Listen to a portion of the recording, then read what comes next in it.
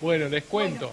venga al Habíamos pie. hablado que la historia de hoy, la columna de hoy, nos íbamos a situar en la ciudad de Sevilla, ¿Se esta escucha un ciudad poco? que ya hemos mencionado alguna vez. Me parece que Eh, no lo escucho bien.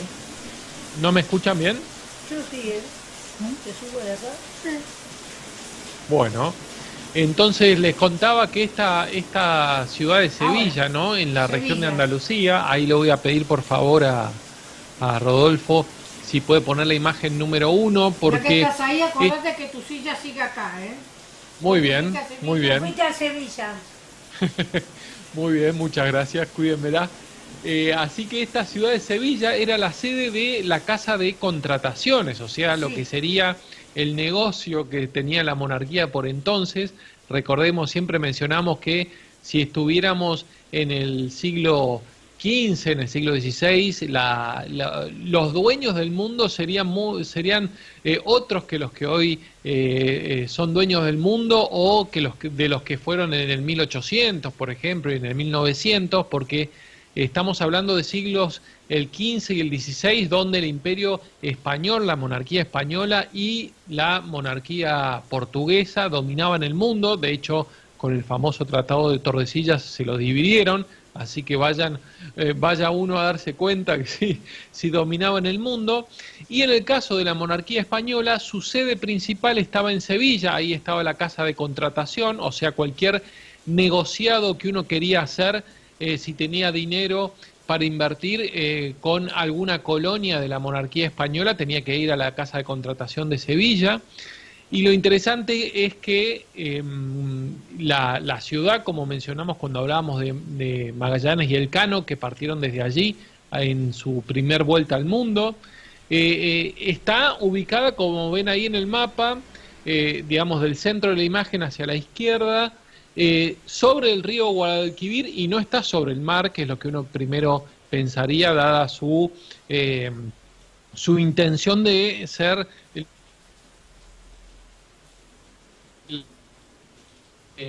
con respecto a las colonias de todo el imperio español. Bueno, eso era porque eran épocas difíciles donde uno se tenía que también cuidar un poco la ciudad, así que para ellos era mucho más seguro tener que Sevilla, la casa de contratación, estuviera a unos 100 kilómetros tierra adentro, subiendo por el río Guadalquivir y llegando hasta ella. Bueno, una de las tantas cosas que ha recibido Europa del lado este del charco, del lado americano, así como sabemos que recibieron la papa y recibieron el tomate, también recibieron el tabaco. Ya desde las primeras llegadas de Cristóbal Colón en la isla de Dominica y también en la isla de Cuba, se relatan, ¿no? Esa forma de fumar que tenían los que vivían allí y se lo llevaron al antiguo mundo y por allá se la empezó en algunos huertos a cultivar y empezar a ver si se podía producir. Y para 1620 ya se habían dado cuenta que se podía producir y existía una fábrica de tabacos en unas casas. Es la primera fábrica que hubo en Europa, la primera fábrica que se conoce, donde justamente se producían estos cigarros, ¿sí? Y algunas otras cosas. ¿Por qué algunas otras cosas? Porque llegó un momento que tenía tanta importancia el tabaco, no solamente por el que tenía el vicio de fumarlo y tal vez quería comprarte cigarros, sino también porque por entonces más de 100 recetas médicas lo tenían como uno de sus componentes. O sea, en esa famosa costumbre de ir a una farmacia y pedir una receta magistral, bueno, muchísimas recetas médicas digamos, el médico o quien fuera pedían que contuvieran tabaco. Así que esa fábrica, creada en 1620, en 1760 empezó a quedar chica y ahora en la imagen 2 vamos a ver digamos, una fábrica con todas las letras que fue la que creó el Estado por entonces y que para 1730 ya, digamos, comenzó a construirse y era de dimensiones gigantescas. O sea, ahí vamos a ver un edificio rectangular de 185 metros por 150 metros. Estamos hablando de 1730. Esta fábrica de Sevilla, así como fábrica de tabacos de Sevilla, así como existía esta fábrica, es importante saber que en La Coruña, en Cádiz, en Alicante, en Bilbao, en Gijón y en Madrid también había de estas fábricas. O sea, era un gran negocio para el Estado español por entonces, a tal punto que este edificio que ahí veíamos en la foto se le llamaba el Escorial Tabaquero, porque si tenemos en la cabeza el Escorial famoso de Madrid, era el único edificio por entonces que tenía el Escorial mayor tamaño que justamente esta fábrica de tabacos de Sevilla. Ahí en la imagen 3 vamos a ver el clásico cartel que tenía en su entrada, y tenía dos zonas bien diferentes. Una era un área dedicada propiamente a la actividad de fabricación, ¿no?, que ocupaba las 2/3 partes del edificio de esta fábrica real de tabacos. La palabra real venía porque era justamente del Estado, y el resto comprendía vestíbulos, almacenes y viviendas. Y otra cosa que me pareció interesante es que este gran edificio que mostrábamos recién desde la foto aérea se encontraba rodeado de un foso, ¿sí?, en la mayor parte de su perímetro, dado que se había construido extramuros de la ciudad. Pero todavía me parece interesante que pensemos que estamos en 1730 y así como Sevilla en algún momento se eligió ser en ese lugar la casa de contrataciones para protegerse del enemigo, bueno, para 1730, unos 200 años después del furor de esa casa de contratación de Sevilla, incluso esta fábrica de tabacos se rodeó de fosos para ser protegida, y evidentemente entendiendo que era lo que protegía el Estado español como negocio, ¿no?, que era bastante importante el tabaco. Bueno, en la imagen 4 vamos a ver un segundito esta foto, porque me hizo acordar cuando hablamos de Gaudí, etcétera. Fíjense que yo nunca había visto esto, no sé si Margarita o Cristina. El edificio de la fábrica de tabacos cuenta con una cimentación que, en vez de ser las clásicas columnas que caen sobre una losa, por ejemplo, tiene arquerías invertidas, o sea,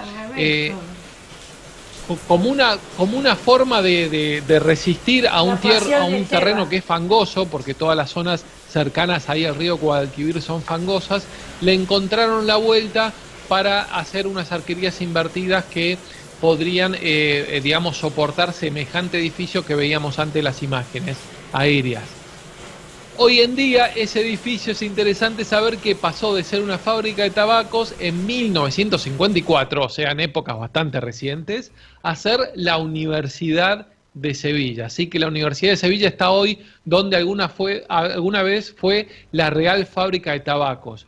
Alguna vez recuerdo haber estado en Sevilla, y cuando me contaron esta historia, yo desde afuera, cuando le decían, bueno, esta es la Universidad de Sevilla, uno decía, ah, claro, la Universidad de Sevilla debe haber nacido en este edificio, porque fíjense después, si quieren, googleen fotos de la fachada, ¿no? Me hace acordar a, por ejemplo, el Teatro Cervantes acá en Buenos Aires, ahí en la esquina de Avenida Córdoba y Libertad, porque parece realmente un edificio hecho para hacer una universidad, pero su origen está en la Real Fábrica de Tabacos.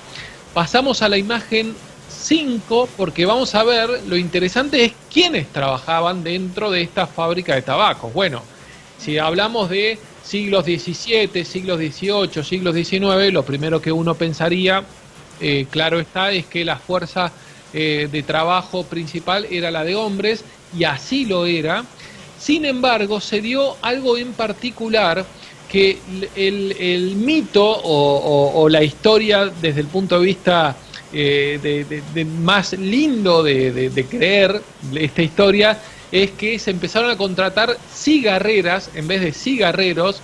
Estamos hablando de el oficio justamente de, digamos, hacer estos como, imagínense lo que es hacer hoy en día un habano, ¿no? O también se hacían los cigarrillos como los conocemos hoy, con el tabaco picado, pero la historia, digamos, agradable dice que empezaron a contratar mujeres porque eran más ordenadas con su elaboración de los cigarros, qué sé yo. Bueno, la realidad es que o le pagarían menos, también puede ser. Que también puede ser, no lo niego, pero a eso se le suma el dato que por entonces las mujeres cobraban un cuarto del sueldo de lo que cobraban los hombres por la misma labor. Ahí o sea, está, historia claro, repetida. debe estar entre esas dos razones, pero yo me inclino más por una que por otra. Bueno, y lo interesante es que estas cigarreras eran un empleo familiar, porque en una misma, ahí como vemos, vamos a ver la imagen, creo que ya no me acuerdo si le dije o no a Rodolfo, la imagen 5, vamos a ver un cuadro pintado de cómo era la situación de estas cigarreras. Fíjense primero que lo interesante es que esa arquería invertida que veíamos que había en el subsuelo se condice con esta arquería, digamos, normal, para hacer en contraposición a la invertida, que tienen justamente dentro del edificio de esta fábrica real de tabacos. Y ahí, en esa imagen que vemos, es una pintura que ya vamos a ver de quién fue obra. Lo interesante es que se empezó las cigarreras, primero que las mujeres no tenían un oficio pagado, entonces este fue su primer oficio pagado ahí en España, y entonces empezó a formar una comunidad donde estas cigarreras tal vez se encontraban en el mismo espacio trabajando hasta 3 generaciones juntas, y la novedad para la época era que justamente una mujer ya no dependía del hombre desde el punto de vista económico, ¿sí? Las cigarreras llegaron a formar un sector de la sociedad muy especial, y una cosa que me pareció muy interesante es que dentro de los muros de la fábrica encontraban un espacio de comunidad femenina que en ningún otro lugar de la sociedad hallaban, ¿sí? O sea, es como que encontraban ahí un espacio donde poder hablar lo que quisieran, estar vestidas como quisieran. De hecho, imagínense lo que eran las condiciones y lo que era aquel verano sevillano, que hay muchos relatos que cuentan que hasta trabajaban desnudas simplemente por el hecho de que tenían que producir, y como estaban puertas adentro y no había nadie de la sociedad que las pudiera criticar, ellas ahí adentro se sentían totalmente tranquilas, y incluso vamos a ver ahora en un relato de la época cómo eran de primera mano. Me interesó estas cigarreras. Dice el relato de la época: es un hombre justamente que visitó este lugar donde estaban, recordemos que no eran solamente cigarreras, la que había cigarreros, sí, pero en un sector especial estaban estas cigarreras, y un hombre visita aquel lugar y cuenta que el cuadro que se desplegó ante mi vista me impresionó y me produjo temor. 3.000 mujeres se hallaban sentadas en un vasto recinto abovedado, como vemos en la imagen. Estas 3.000 mujeres clavaron sus ojos sobre mí, quedé avergonzado, confuso, pero supe aparentar cierto desembarazo y me puse a charlar con quien me estaba guiando, que era otro hombre, haciéndole preguntas tontas mientras me guiaba por los pasillos del taller. Apenas se respiraba en aquel lugar. El ambiente podía cortarse con un cuchillo. Filas interminables de mujeres, jóvenes en su mayoría, vestidas ligeramente con trajes de percal de 1000 colores, todas con flores en el pelo, liaban cigarrillos delante de unas mesas toscas y relucientes por el largo manoseo. Al lado de muchas de ellas había cunas de madera con tiernos infantes durmiendo. Estas cunas, según me advirtió mi guía, las suministraba la misma fábrica. Se ve que era de la patronal el que lo guiaba. Sí. Algunas daban de mamar a sus hijos. Desde que comenzamos a caminar por aquel gran salón de paredes desnudas y sucias, observé un chicheo constante. no podía mirar a cualquier parte sin que me llamasen con la mano o con los labios, haciéndome algunas muecas groseras y obscenas. Si me fijaba en alguna más linda que la otra, al instante me clavaba sus grandes ojos fieros y burlones, diciéndome en voz baja: atención, niñas, que ese señor viene por mí. O sea, me encantó porque era como un ambiente ahí donde las mujeres eran reinas de lo que quisieran. Buenísimo. Vamos a ver en la imagen 6. Buenísimo este mensaje, este relato, ¿no? Muy lindo, me encantó. Había varios más y la mayoría eran muy machistas, así que me quedé con este, que si bien no deja de ser machista porque viene de un hombre de aquella época, me pareció bastante objetivo. Eso. Y en la imagen que vamos a ver, en la imagen 6, es porque la anterior imagen que veíamos era un boceto de lo real que vio un pintor llamado Gonzalo Bilbao, que después de tomar aquel boceto sí pintó lo que se conoce como su obra más conocida, su pintura más conocida, que es justamente esta, que se llama Cigarreras en el interior de la fábrica. La fábrica es la de tabaco de Sevilla. Y lo interesante es que fíjense que ahí no solamente tomó, como veíamos antes, unas mujeres trabajando netamente sobre las mesas, sino que puso en primer plano una visión un poco más agradable de lo que era la real vida de estas cigarreras, con, ahí vemos, ¿no? Una mujer... a sus hijos y trabajando. Claro, en un primer plano, a una de las operarias dando de amamantar a su hijo ante la cariñosa mirada de sus compañeras que miran con simpatía esta escena. Este Gonzalo Bilbao presentó su obra en Sevilla, fue un gran éxito, y en la imagen 7 vamos a ver que lamentablemente para él, cuando la fue a presentar en Madrid, en la época no les gustó para nada su pintura de estas cigarreras, porque obviamente después de todos los que les vengo contando, imagínense la sociedad cómo las veía, ¿no? Claro. Como aquellas mujeres que trabajaban ahí, hasta incluso se dice que desnudas, no sé qué, etcétera. Sí. El cuadro de Gonzalo Bilbao, pobre, no tuvo ningún premio en esta exposición de Madrid, pero sin embargo tuvo la agradable sorpresa que cuando volvió a Sevilla, un poco con cabizbajo, porque no le había ido bien en la exposición de Madrid, 60 cigarreras, que son estas todas vestidas de blanco que vemos, o por lo menos colores claros, rodean justamente a Gonzalo Bilbao, que está ahí en el medio de trajecito negro, en la Plaza de Armas, que es la estación de Plazas de Armas desde donde llegó, y para saludar al pintor, como reconociéndole que le habían dado visibilidad a las cigarreras en la sociedad. En la imagen 8 vamos a ver ahora lo que más se conoce de estas cigarreras hoy en día, sobre todo en épocas bien actuales, es que ya en 1830, en plena represión del absolutismo de Fernando VII, las cigarreras se unieron en protesta contra el tabaco de baja calidad que les estaba llegando a las fábricas.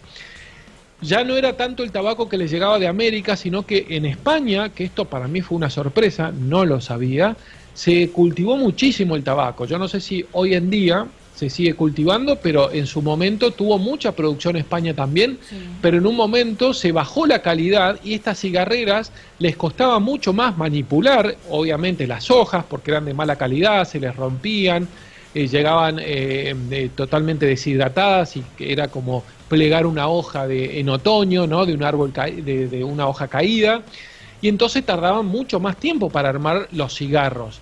Y obviamente, digamos, los dueños de la fábrica, el Estado, les pedía que siguieran teniendo la misma calidad y la misma rapidez para hacer los cigarros, pero ellas no lo conseguían.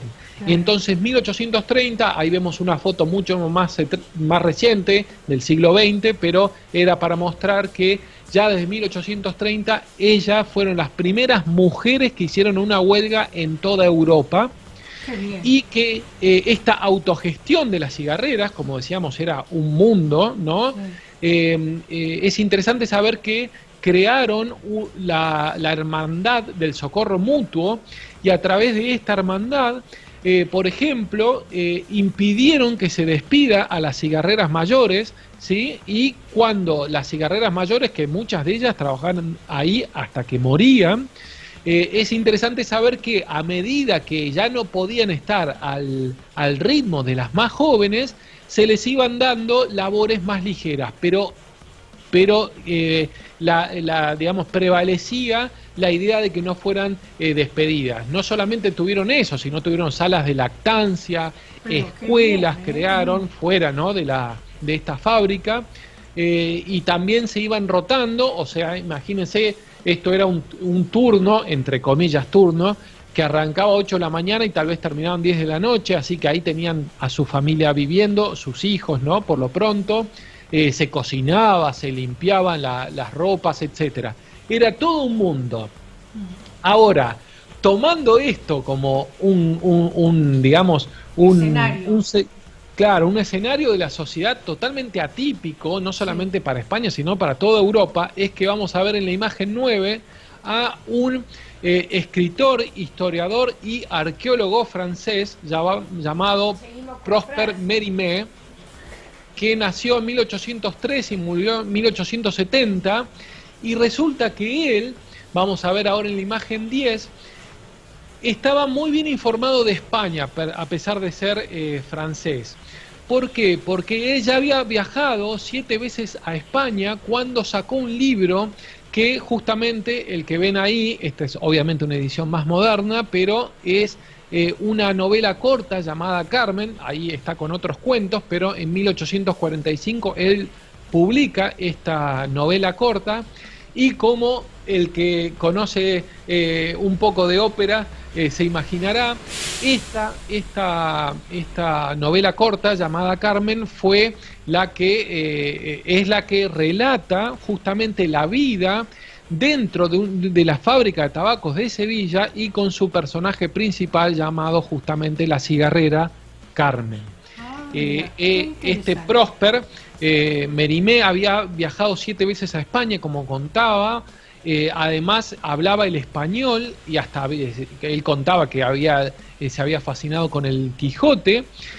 Y una de las primeras cosas que le empezó a llamar la atención de esta fábrica de tabacos era que en Sevilla, estando un tiempo parando en Sevilla, un día le dijeron que si quería venir a ver el espectáculo, que era cuando las 4.000 mujeres juntas de la fábrica de tabacos de Sevilla volvían a sus casas, obviamente casi entrada la noche, como decíamos, y a él ya le llamó la atención que 4.000 mujeres juntas, que habían estado todo un día trabajando ahí adentro, de repente inundaban las calles de Sevilla, salían por eso un gran pórtico, así que la gente se acumulaba como para ver ese espectáculo, especialmente los que venían de otros lados, ¿no? claro.